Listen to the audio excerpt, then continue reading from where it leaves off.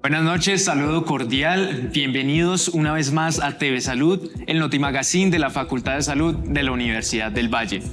La noche de hoy tenemos un tema de actualidad y es el COVID-19 y cómo en las últimas semanas ha tenido un desescalonamiento. El día de hoy también tenemos una invitada de lujo y es la profesora Lida Osorio, profesora de la Escuela de Salud Pública de la Facultad de Salud. Como siempre también tenemos a nuestra colega Kelly. Bueno, y como el tema de hoy es COVID-19, hemos tenido pues una invitada que es una de las más expertas, podríamos decir, en la región sobre epidemiología. Vamos a hacerle una pequeña presentación acerca de lo que ella ha hecho durante los últimos años. La profesora Lida Osorio egresó de la Facultad de Medicina de la Universidad de Caldas. También estuvo estudiando un PhD en epidemiología en Londres y otro posgrado en farmacoepidemiología en Johns Hopkins University. La profesora hizo un postdoctorado en investigación y desarrollo clínico en GlaxoSmithKline, también en el Reino Unido. Profesora, bienvenida. Muchas gracias por acompañarnos. Muchas gracias a ti, Mateo. Buenas noches, Kelly. Los felicito por el programa. Soy parte de la audiencia cada noche de los miércoles en la cual lo están presentando. Muchas gracias por la invitación. Qué bueno, profe. Estamos muy contentos de verdad de tenerla aquí con nosotros. Sí, total, profe, mucho gusto, muy buenas noches. Sumado a todo lo que dice, como la presentó Mateo, es de verdad una eminencia. La persona que tenemos aquí se ha destacado en la clasificación que realiza MinCiencias como investigadora senior, que es la clasificación que hacen acerca de los grupos de investigación y sus directores. También es actualmente la directora de la maestría de epidemiología de la Escuela de Salud Pública.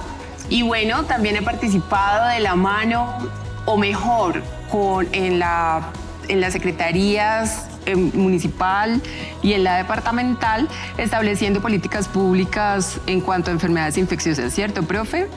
Pues tenemos una trayectoria de trabajo con las autoridades de salud en enfermedades infecciosas, sí, en el departamento y en el país. Perfecto, profesora. Ahorita vamos a hablar acerca de las nuevas restricciones o las nuevas medidas que se están tomando por parte de la Secretaría de Salud. Esta semana llegamos al 70% de vacunados en Cali y en varios municipios de la región. Ahorita puede contarnos acerca de cuándo podemos utilizar los tapabocas, dónde los podemos utilizar, dónde no, ya que pues con estas medidas uno no sabe cuándo. Es muy importante, Mateo, la pregunta y aclarar un poco para las personas dónde se ha flexibilizado el uso del tapabocas. De acuerdo con el Ministerio de Salud, se va a dejar de usar en exteriores en los municipios que ya alcanzaron 70% más de la vacunación con el esquema completo de 2 dosis. Esto quiere decir que en aquellos sitios donde podemos tener la cara al viento, donde el viento nos da directamente, no necesitamos usar el tapabocas. Pero sí hay que continuarlo usando en los sitios cerrados, donde el viento, el aire, ingresa por puertas o ventanas. Entonces, por ejemplo, aquí en el set que es cerrado, debemos estar usando el tapabocas. Aprovecho para hacerles el comercial. En sitios en los cuales es difícil a veces saber si es abierto o cerrado, como en un estadio, podemos pensar que mientras estemos en la gradería o en la cancha, podemos retirarnos el tapabocas porque el viento nos da en la cara, pero en las cabinas o en los camerinos hay que usarlo.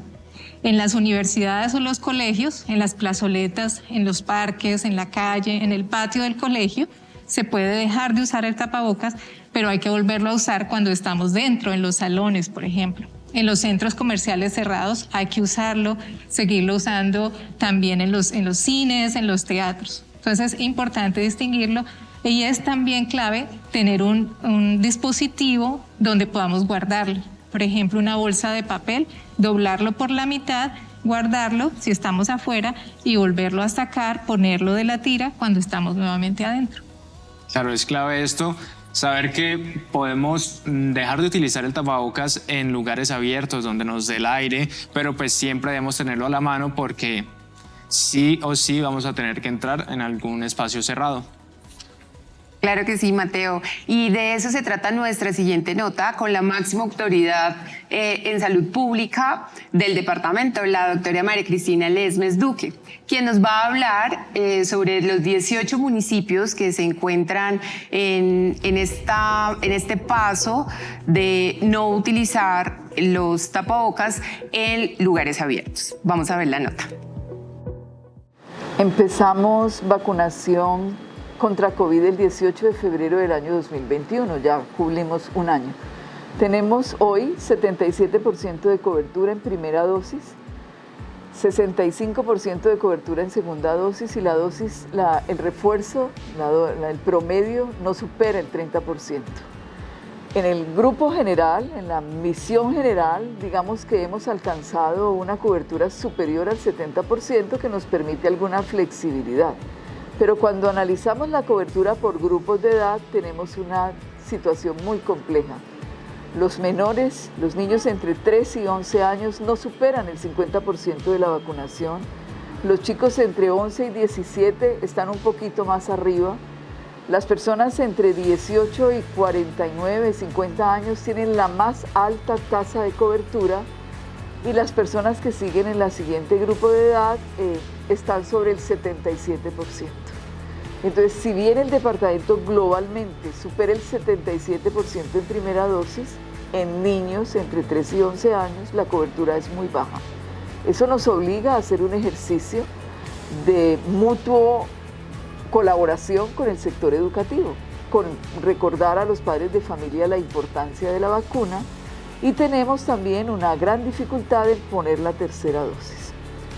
Terminado el cuarto pico, un pico que para el Valle fue muy duro, un pico que duró 59 días entre el 24 de diciembre y el 21 de enero, donde murieron el 1.4 es la tasa de letalidad, cuando en el pico tercero la tasa de letalidad superó el 3.6.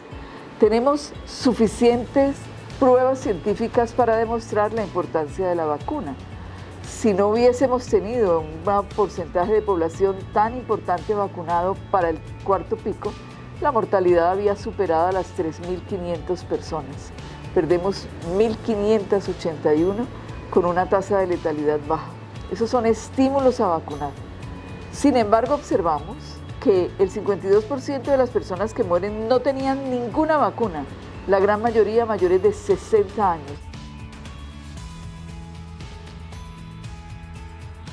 Si bien la única organización que va a informar que la pandemia terminó es la Organización Mundial de la Salud y depende del resultado del mundo entero. Pero para nosotros hemos entrado en una fase de desescalonar, de disminuir el número de casos, aunque ayer murieron otra vez 6 personas.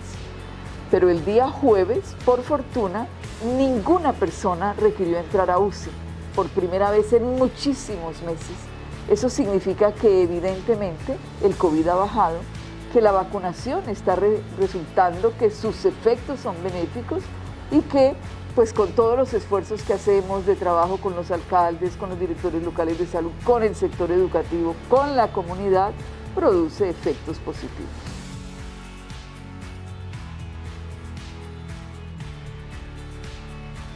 La Universidad del Valle fue fundamental durante todo nuestro ejercicio. Valga la pena recordar que fue el laboratorio de la Universidad del Valle el segundo en ayudarnos a hacer el procesamiento de pruebas PCR y nos ayudó a nuestro propio montaje. Con sus profesionales y con el hospital hemos logrado una atención muy importante a todos nuestros pacientes. El Hospital Universitario del Valle fue una sede de COVID, como tantos otros hospitales, pero para nosotros la presencia de la universidad en la red pública pues es una cooperación permanente. Profesora Lida, de acuerdo a todas las cifras que expresó la doctora María Cristina Lesmes y de acuerdo a todas estas bajas en los ingresos a las UCIs, ¿podemos entonces decir qué significa que vamos cerca o estamos cerca al fin de la pandemia? ¿Qué significa lo que la doctora nos manifiesta? Sí, lo que podemos decir es que el COVID no se va a ir. Esa es una situación que ya hay un consenso entre todos los epidemiólogos y científicos. Y la pregunta más si vamos a tener un próximo pico es ¿cuándo va a ser el próximo pico? O sea, sí vamos a tener a futuro incrementos y va a depender mucho de la duración de la inmunidad, cuánto duran las defensas de las personas, qué tan frecuente vamos a tener ese pico. Entonces los modelos muestran que si tenemos una duración de inmunidad de 1 año aproximadamente estaríamos teniendo un pico anual. Si esa inmunidad dura más de 1 año, pues vamos a tener esos picos más distanciados en el tiempo, cada 2 o 5 años. Es decir, va a depender de qué tanto dura esa inmunidad y es parte de las investigaciones que se están realizando actualmente. Profe, entonces hablando de la inmunidad, ¿esto quiere decir también que la población va a tener que estarse vacunando y aplicándose refuerzos todo el tiempo? Recordemos que la vacuna nos protege contra la infección severa. O sea, nos podemos todavía infectar, hay algo de protección contra la infección, pero especialmente contra las complicaciones. Entonces, cuando hablamos de esa inmunidad, va a depender tanto de la inmunidad contra la infección como la inmunidad contra la enfermedad severa o la complicación. Lo que sabemos ahora es que la protección que hay para complicarse dura más tiempo que aquella que dura para la protección para la infección. Entonces va a depender de qué tanto duren ambas tipos de inmunidades. Es muy importante identificar ahorita en las investigaciones cuánto podemos tener de protección para la infección y para la enfermedad complicada. Y de acuerdo con eso podríamos tener picos altos como el que hemos visto con Omicron, con baja letalidad, porque hay todavía protección contra la enfermedad severa pero no contra la infección. O podríamos volver a escenarios como los iniciales, donde tenemos alta transmisión y alta mortalidad si la protección contra la enfermedad severa no dura tanto como esperamos. Entonces, hasta ahora las investigaciones son optimistas de que esa inmunidad va a durar más tiempo, pero eso no se puede adivinar, toca medirlo y verificarlo con las investigaciones. Claro, profesor, ahorita hablemos un poco más sobre el COVID-19 como tal. ¿Cómo es que esta enfermedad o esta infección se propagó tan rápido y cómo es que está variando con las diferentes cepas que tiene? ¿Cómo es que sucede esto? Sí, es un virus sin precedentes. O sea, es la primera vez que observamos quienes trabajamos en epidemiología de enfermedades infecciosas un virus que se transmite tan rápidamente. Y es clave en este virus no solamente que se transmite a muchas personas con una sola persona que se infecta, y esto básicamente porque se puede transmitir desde antes de tener síntomas. Entonces, cuando la persona ya se aísla, ya ha infectado a otras personas. Entonces, el hecho de que haya un componente asintomático que infecta favorece la transmisión. Lo otro es la cantidad de contactos que tienen las personas, una tasa de contacto alta, también favorece muchísimo esa transmisión. Y lo otro, lo que llamamos el intervalo de generación o el tiempo de generación, que es en cuánto tiempo, si yo estoy infectada y tengo síntomas, la persona a la que yo infecto también tiene síntomas. Y esto es muy corto, es aproximadamente de 1 a 2 días. Entonces, esto hace que si una enfermedad, la epidemia va a subir lentamente si el intervalo de generación es largo, pero como es tan corto, lo que vemos son estos picos acelerados. Y eso es lo que ha hecho muy peligroso. Los virus se replican todo el tiempo y cada vez que se replican mutan, cambian. Estas mutaciones pueden ser no significativas o pueden ser significativas sin tener impacto en la transmisión, en el tipo de enfermedad que van a producir, si es pulmonar o de otro tipo. Entonces, por eso debemos estar muy vigilantes a las variantes y también a lo que llamamos las variantes de escape, como Omicron, por ejemplo, para las cuales tanto la inmunidad adquirida por la infección como por la vacuna puede no ser tan efectiva y necesitar en algunos casos de pronto el nuevo diseño de una vacuna para esa nueva variante o de refuerzos especialmente en la población de más alto riesgo. Claro, ahorita vemos cómo entonces esta enfermedad, este virus ha mutado tanto y por eso es que ha azotado tanto al planeta entero. Profesora, ahorita entonces, ¿cuáles deben ser los cuidados que debemos tener las personas y cómo hacer para que la gente, la población no desatienda todos los protocolos? Porque de pronto se pueden relajar, se pueden hacer otras cosas, no lavarse las manos. ¿Cuáles son las recomendaciones puntuales para esta nueva época del COVID? Sí, un temor es que cuando bajan los casos, pues baja la comunicación, hay menos información, disponible y baja la percepción del riesgo. Y esto hace que haya una flexibilización, un relajamiento, lo que han hablado sobre un relajamiento en las medidas de protección. Sin embargo, la pandemia nos ha enseñado que necesitamos recuperar e incorporar las medidas de higiene y saneamiento en nuestra vida diaria. El lavado de manos, por ejemplo, la higiene de manos, es una medida fundamental de higiene que nos sirve para prevenir no solo el COVID, sino otros virus respiratorios, enfermedades intestinales, por ejemplo. Entonces debemos incorporar la higiene de manos como parte de nuestra rutina, de nuestra vida diaria. Y el uso del tapabocas también no solamente nos previene para el COVID, sino contra otros virus respiratorios, la tuberculosis, por ejemplo, que es un problema muy importante de salud pública que aún tenemos hoy en día. Entonces, cada vez que una persona tenga un síntoma gripal, por ejemplo, congestión, dolor de garganta, y tiene que por alguna razón salir, pues lleve su tapabocas de ahora en adelante. Entonces el llamado es a incorporar todas estas medidas de protección, de higiene y de saneamiento en nuestra vida diaria. Otra reflexión que tenemos que hacer ya desde el punto de vista de salud pública es que cuando baja la percepción del riesgo, también baja la prioridad para las autoridades de salud.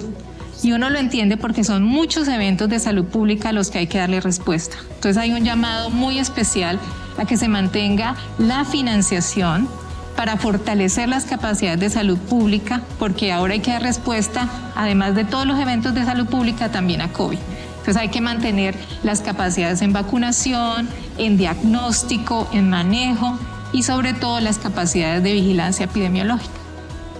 Profesora, y hablando de vigilancia epidemiológica, en preguntas anteriores usted habló de la población de riesgo. Amplíenos a todos cuál es la población de riesgo. En esta pandemia ha sido muy evidente desde la primera semana que el grupo poblacional que está a más riesgo son las personas adultas mayores y personas de menor edad que tienen comorbilidades como hipertensión, diabetes, enfermedades pulmonares, entre otras, y personas inmunosuprimidas también, cáncer o que toman algún medicamento. Para estas personas el COVID va a seguir siendo una amenaza. Entonces, la primera recomendación es completar el esquema de vacunación. Está demostrada la efectividad de las vacunas en la prevención de enfermedad grave en estas personas. Así que a completar los esquemas de vacunación y a continuar con las medidas de prevención. Lo otro es para los cuidadores. Yo tengo mis papás que son adultos mayores, mi papá es hipertenso, diabético. Entonces yo voy a seguir cuidándome, seguir con el tapabocas cuando estoy en un sitio aglomerado, en el salón de clases, en un sitio cerrado. Lo uso aquí ahora porque estoy pensando que voy a visitar a mis papás la próxima semana. Entonces también pensemos en aquellos familiares que pueden estar a riesgo. Entonces es un llamado a incorporar estas medidas en nuestra vida diaria para protegernos todos. Yo me cuido y nos cuidamos todos. Claro que sí. Y ahora vamos entonces a nuestra siguiente nota, que está a cargo de la doctora Millerlandi Torres, quien es la secretaria municipal de salud. Nosotros continuaremos aquí como lo ha emitido el Ministerio de Salud.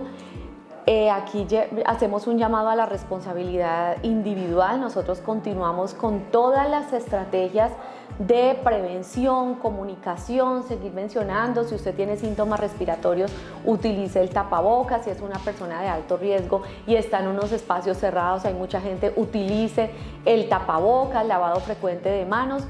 Y obviamente continuar con todo lo que es vacunación. Seguimos trabajando, en este momento tenemos biológicos disponibles, continuamos y dejamos 5 o 6 megacentros en este momento funcionando, además de todos los puntos de vacunación que hay en los puestos, instituciones públicas y privadas para acceder a COVID. Continuamos con todas las jornadas en las instituciones educativas, las cuales no han parado, y este año vamos a seguir trabajando alrededor de estos para llevar vacuna de primera dosis y completar los esquemas. Así que aquí también, además de nuestro trabajo de salud pública, hacemos un llamado al compromiso de la comunidad para que superemos entre todos esta pandemia y podamos algún día decir que ya el COVID se ha superado y que continuamos con como una enfermedad endémica, así como ocurre con otras, como por ejemplo el dengue.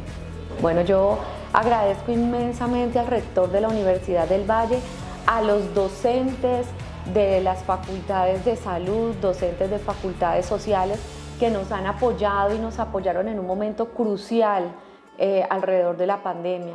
¿Y cómo nos apoyaron? Tuve docentes aquí conmigo trabajando de la mano con el grupo de epidemiología, organizando en territorios. Andrés Castillo fue uno de esos.